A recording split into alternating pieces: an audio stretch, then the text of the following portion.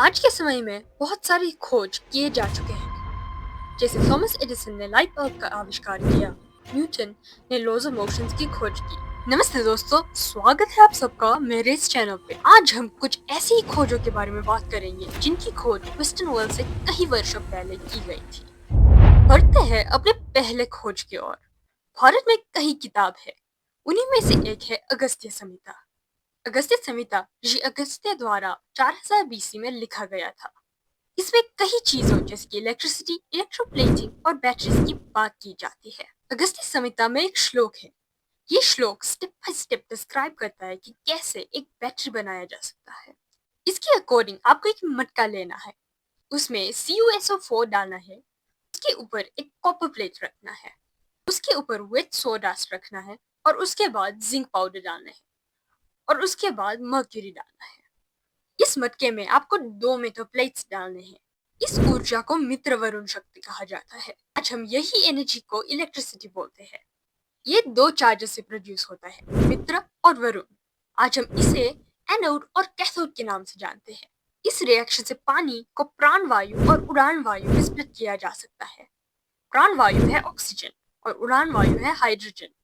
इसमें इलेक्ट्रोप्लेटिंग कैसे की जाती है ये भी लिखा है। आज की मॉडर्न बैटरी इसी मेथड से इंस्पायर्ड है। बढ़ते हैं अपने दूसरे पॉइंट की ओर।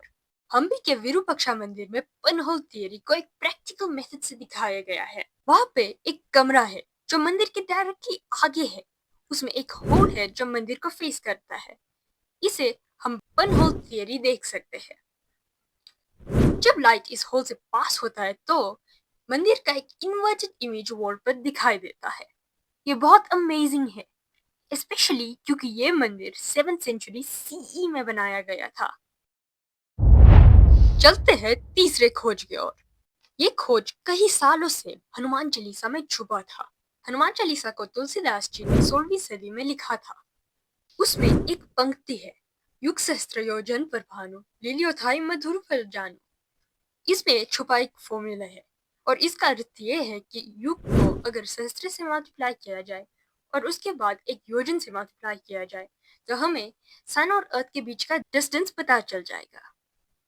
तो अगर हम वैल्यूज को सब्स्टिट्यूट करते हैं तो वो कुछ ऐसा दिखता है, 12,000 मल्टीप्लाइड बाय 1000 मल्टीप्लाइड बाय 12.8।